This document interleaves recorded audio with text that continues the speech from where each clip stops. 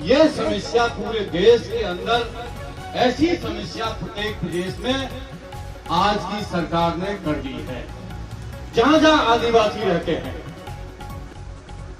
क्योंकि मैंने क्वेश्चन भी इसका लगाया था, ये 18 अगस्त 2025 का ये क्वेश्चन मैंने लगाया टाइगर रिजर्व 2 का। मैंने अभी फिर दोबारा इसका 0 वर्ग उठाने का काम किया। ये तारीख है 5/12/2025 को फिर उठाया, और अब की बार उसके बाद ये पार्लियामेंट लगी तो अब की बार तो चली नहीं। और मैंने दिशा की मीटिंग कलेक्ट्रेट में, या धौलपुर हो या करौली हो, हमेशा इस मांग को उठाने का काम किया है। टाइगर रिजर्व 2 है क्या? ये टाइगर रिजर्व 2 फर्स्ट तो जो सवाई माधोपुर के नाम से है, और सेकंड उन्होंने जो बफर जोन है उसको टाइगर रिजर्व 2 के रूप में, इसमें 68 गांव तो है हमारे शर्मथरा के, धौलपुर जिले के, और 48 गांव हैं इसके अंदर करौली जिले के।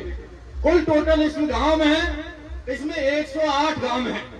इस 108 गांवों के अंदर जब हमने बात करी वन पर्यावरण मंत्री भूपेंद्र यादव जी से, मैं मिला हमारे वन एवं पर्यावरण मंत्री राजस्थान सरकार संजय शर्मा जी से, इन दोनों से मैंने निवेदन किया, व्यक्तिगत मिला, मैंने मीटिंग का हवाला दिया।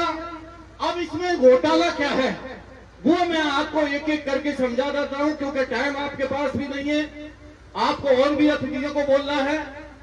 टाइगर रिजर्व की इन्होंने जो एक्ट है, जो अधिनियम है 2013 का उल्लंघन है।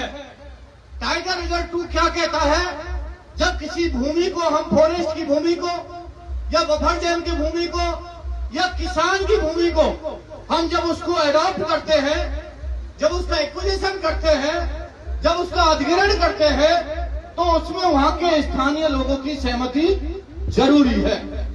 अब इन्होंने क्या किया, जो हमारा पंचायती राज एक्ट कहता है और जो फॉरेस्ट एक्ट 2013 का अधिनियम कहता है, वो ये कहता है कि इनकी सहमति लेनी चाहिए, तब जाकर वहां पर बफर जोन या हमारा ये टाइगर रिजर्व 2 ये घोषित होना चाहिए था। नमस्कार। अब इन्होंने क्या किया, ना तो किसी भी बाढ़ की मीटिंग, आपके 48 गांव है, यहां पर 68 गांव है, 40 गांव करौली के हैं, मैं दोनों क्षेत्र की बात करता हूं, किसी भी बाढ़ की मीटिंग, पंचायत की मीटिंग नहीं हुई है। इसके विषय में कोई मीटिंग नहीं हुई है, एक भी मीटिंग नहीं हुई है, ना किसी पंचायत में सहमति दी गई है, ना किसी, पहले बाढ़ में मीटिंग होनी चाहिए, फिर पंचायत में मीटिंग होनी चाहिए, और उसके बाद पंचायत समिति में मीटिंग होना चाहिए, तब उसकी सहमति बन जाए, तब जाके टाइगर रिजर्व 2 हमारा DK2 ये घोषणा, जब ये इसका इन्होंने सर्कुलर जारी करना चाहिए था।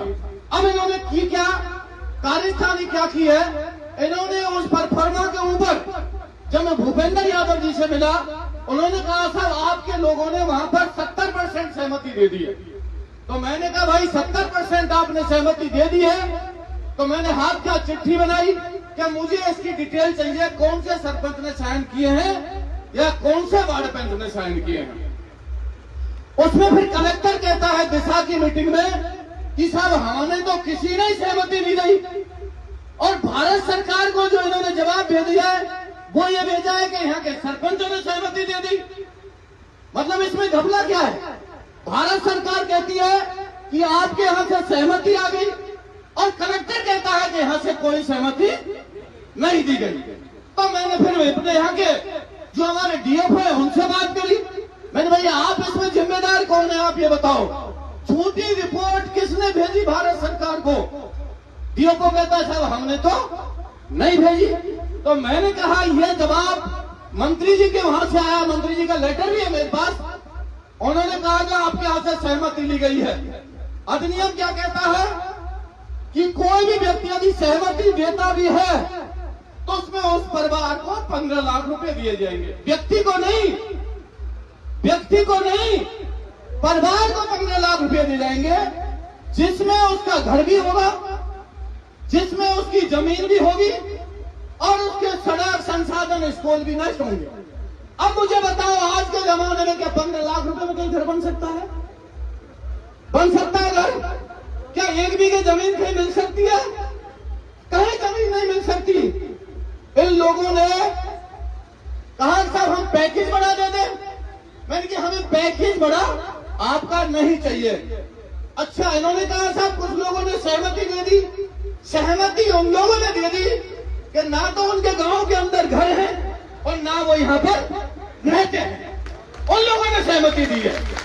किसान ने कोई सहमति नहीं दी है। सहमति उन्होंने दी है कि यहाँ कोई रहता नहीं है और फर्जी नाम चढ़ाकर उनसे सहमति ली गई है। ये इसमें पूरा घोचा है। तो मेरा आपसे निवेदन इतना ही है कि हमने जितनी आपकी लड़ाई लड़ी है, हमारा दिल जानता है। संजय जी से मेरे संपर्क रहते हैं। इसमें बहुत बड़ा इन्होंने किया है। फिर मैंने कहा साहब आप लोग ने तो इसकी अधिसूचना जारी कर दी, आपने यहाँ पर टाइगर छोड़ दिए। एक तरफ कहते हैं आपकी सहमति नहीं मिली है, तो आप टाइगर कैसे छोड़ रहे हैं?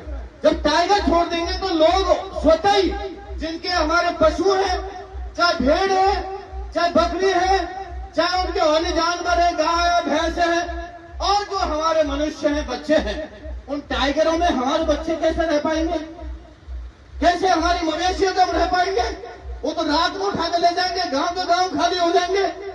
तो वो कहते हैं कि साहब इन वन्य जीवों का और यहाँ के आदमियों का आपस में तालमेल बहुत बढ़िया है। मजे की बात है भाई। तो मैंने कही साहब एक काम करो, आप जितने भी कलेक्टर हैं, एसपी हैं और जो अधिकारी हैं, तुम्हारा घर हम बंजीर में बनवा देते हैं। तुम्हारा घर हमें उस फॉरेस्ट में बनवा देते हैं और खुले में रहो। फिर आप कैसे रह सकते हैं? आप रह के बताओ आप लोग। मतलब इस तरह का मजाक की साहब वो ये चाहते हैं कि हम यहाँ पर टाइगर छोड़ देंगे तो ये स्वतः ही छोड़ के चले जाएंगे। पर इनको पता नहीं है, इन लोगों ने चंबल का पानी पिया है। चंबल का पानी इन्होंने चंबल का पानी पिया है और इनको ये पता नहीं है कि आप लोगों को पता नहीं। आप तो कैसे हैं कि विश्ववासी दिवस, आदिवासी दिवस क्या होता है? ये लोग कहते हैं कि विश्ववासी दिवस क्या होता है, ये तो विश्व में मनाया जाता था। अरे भाइयों, तुम्हारा तो जन्म भी नहीं होगा। ये आदिवासी इस भारतवर्ष के मूल निवासी हैं और तो बाद में आए हैं। ये आदिवासी यहाँ के मूल निवासी हैं। जल, जंगल, जमीन ये आदिवासियों की पहचान है। ये जंगल में रहते हैं और इन्होंने हर जगह जहां एससी एसटी के लोग हैं वहां पर भूमि अधिग्रहण करने का काम कर रहे हैं। मैं लक्षद्वीप गया, वहां पर इन्होंने तमाम नारियल के पेड़ काट दिए, तमाम मछुआरों को भगा दिए और वो जमीन गुजरात के उद्योगपतियों को वो जमीन दे दी गई है। जो समुद्र है, समुद्र के साथ साथ सारा नारियल के पेड़ काट दिए। जो बेचारे रोजी रोटी करते थे, जो ट्राइबल के लोग थे, जो आदिवासी लोग हैं, उनके सारे जंगलों को उजाड़ दिया। गुजरात के सेठों को वहां पर टेंट बना के काम करने का काम कर दिया और उनको उनके टेंटों के जो हौद बना दिए वो उनके घरों के सामने बना दिए कि स्वतः ही छोड़ के चले जाएं। इनके अंदर बदबू फैल जाए, ये बदबूदार पानी पी ले। इस तरह का वातावरण छत्तीसगढ़ के अंदर, मध्य प्रदेश के अंदर और मैं अंडमान निकोबार गया था, वहां पे भी जंगल के जंगल ट्राइबलों के वहां पर काट दिए गए हैं। मेरा आपसे विनम्र अपील है, ये पीड़ा पूरे देश की है। शर्मथरार करौली जिले की नहीं, पूरे देश की पीड़ा है। जहां गरीब लोग रहते हैं, ट्राइबल रहते हैं, उनको भगाने का काम ये लोग कर रहे हैं। मेरा तो आपसे इतना ही निवेदन है, सारी चीजें इसके अंदर हैं। पंचायती राज एक्ट और फॉरेस्ट एक्ट 2013 अधिनियम सन 72 में जो अमेंडमेंट हुआ था 2013 के अंदर, उस एक्ट के अंदर जब तक सहमति नहीं मिले इनको कोई हक नहीं है हमारे आपको हटाने का। बिल्कुल मत डरिए, डरने की जरूरत नहीं है। हम लोग आपके तन मन धन से आपके साथ हैं। हम आपके साथ रहेंगे और मैं आपको विश्वास दिलाता हूं, आगे आगे हम चलेंगे, पीछे पीछे आप चलना।